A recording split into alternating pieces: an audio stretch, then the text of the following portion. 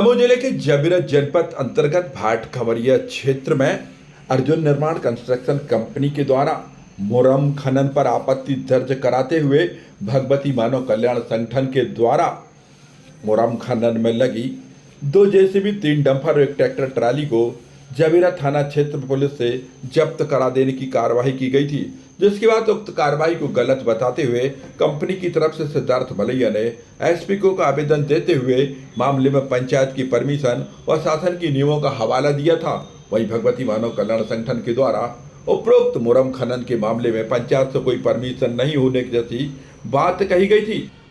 भगवती मानव कल्याण संगठन के द्वारा आज पुनः एक पत्रकार वार्ता का आयोजन किया गया, जिसमें उन्होंने अवैध खनन के मामले में विस्तार से मीडिया को जानकारी दी। हालांकि इस दौरान पत्रकारों के सवालों के जवाबों के दौरान उन्होंने इस बात को स्वीकार किया कि पूर्व वित्त मंत्री का नाम उनके द्वारा नहीं लिया गया है। हालांकि उन्होंने पूर्व वित्त मंत्री के बेटे सिद्धार्थ के जरूर इस मामले में सहभागिता की बात कही है। संगठन की प्रेस कॉन्फ्रेंस में 2 दिन पहले भाट खमरिया में जो हुआ वहाँ लाइव न्यूज चली, तो सबसे बड़ी चीज थी पूर्व वित्त मंत्री जयंत मलैया पर सीधे आरोप लगाए गए थे। मैं जानना चाहता हूँ पूरे मामले में जयंत मलैया कहाँ तक? अर्जुन कंस्ट्रक्शन है, ये सिद्धार्थ मलैया जी हैं, उनके पुत्र हैं, उनकी ये कंपनी है। देखिए कल एसपी का जो आवेदन दिया उसमें ना कहीं सिद्धार्थ मलैया का नाम है, ना जयंत मलैया का नाम, कोई वरुण राम या ऐसा कोई नाम जिनके द्वारा शायद आपने जो हस्ताक्षर उस पर लेटर पे नहीं देखे, उस पर कॉल करके सिद्धार्थ मलैया लिखा है, वो लेटर सिद्धार्थ मलैया ने दिया है। नहीं, हम आपको जो जयंत मलैया की जो बात कर रहे हैं, हमारा कहना ये है जयंत मलैया बड़े सम्मानीय 30 साल 40 साल से राजनीति कर रहे हैं, साफ सुथरी उनकी छवि है। सिद्धार्थ मलैया की बात पर आपत्ति नहीं है, कहीं ना कहीं ये होता। लेकिन मैंने कहीं जयंत मलैया का नाम मलैया जी कहा है, वो सिद्धार्थ मलैया के लिए कहा है। एक बात और है, कल उन्होंने जो आवेदन दिया उसमें कहीं ना कहीं इस चीज का पूरा लेटर लगाया है कि दमोह जबलपुर जो हाईवे है उसकी मरम्मत का खैर उनको मिला और उसके लिए मुरम निकाला। लेकिन मरम्मत के लिए काम मिला, उनको अच्छा काम करवा लो, लेकिन उसके लिए बाकायदा टेंडर हुआ है, सरकार के द्वारा भुगतान वहाँ किया जाना है। जब सरकार के द्वारा भुगतान वहाँ पर होना है तो जो फ्री की मुरम पंचायत से कैसे ले सकते हैं? और कोई भी सरपंच मुरम की अनुमति नहीं दे सकता बिना खनिज विभाग की अनुमति के द्वारा, और किसी ठेकेदार या किसी निजी कंपनी को नहीं दे सकता। सरपंच अनुमति दे सकता है गाद मिट्टी कीचड़ निकालने की, वो भी पंचायत के कामों के लिए दे सकता है, सरकार विभाग के कामों के लिए दे सकता है, ना किसी ठेकेदार को किसी कंपनी को। एक बार फिर मैं आपका ध्यान आकर्षित कराना चाहूँगा, नेशनल हाईवे का काम है, नेशनल हाईवे अथॉरिटी का सीधा नियम है, जब कभी भुगतान के लिए इनके बिल जाएंगे पहले ये देखा जाएगा उसमें आपने मुरम की रॉयल्टी चुकाई है नहीं चुकाई, पत्थर की रॉयल्टी चुकाई है नहीं चुकाई।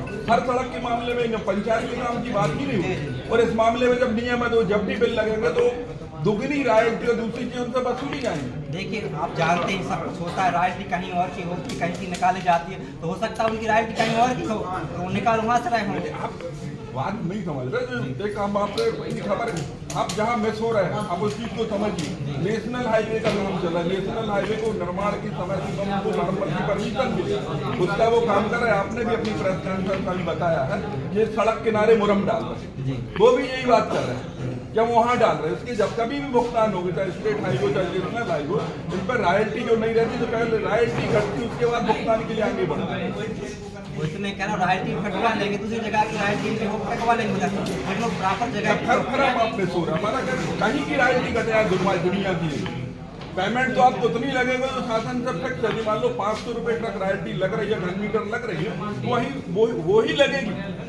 इसमें ये लोग क्या करते हैं आपको बता कि मान लीजिए जैसे आपके क्षेत्र में पूरा है, आपके क्षेत्र से हमने खनन किया और डाल दी, तो ग्रामपुर में होगी वहाँ खनन करेंगे वहाँ डालेंगे, इसमें सिर्फ इनका भाड़े का ढुलाई का बचता है, ये दमोह से ढोल के नहीं लाएंगे वहाँ पे। लाभ तो होगा, लाभ तो कहीं ना कहीं हो रहा है उस कंपनी को, तो वो कर रहे हैं। बात हम लोग समझो इस चीज को, आपको समझाने इसमें जैसे आपने पकड़वाया, अब इसमें आगे क्या हो, मशीन जब्त रहेंगी, जो मशीन जब्त रहेंगी, जो रॉयल्टी जो बचे वो वसूल कर लेंगे। जो खनिज विभाग का जो खनिज माइनिंग का जो एक्ट है उसका जुर्माना होगा, वही होगा ना। हमारा आपसे कहना है आप बहुत अच्छी मुहिम चला रहे हैं जिले में, आप चारों तरफ बाईपास की तरफ जहाँ चारों तरफ बलराम ढाबा के आसपास आप देखिए कितना खनन, जहाँ आप चले जाए आप मुहिम चलाएं, जिस तरह से आप शराब के खिलाफ मुहिम चलाएं, अब खनन के खिलाफ मुहिम चलाएं, निश्चित रूप से आपकी दमोह की जनता का, दमोह का मीडिया का भरपूर सपोर्ट मिलेगा।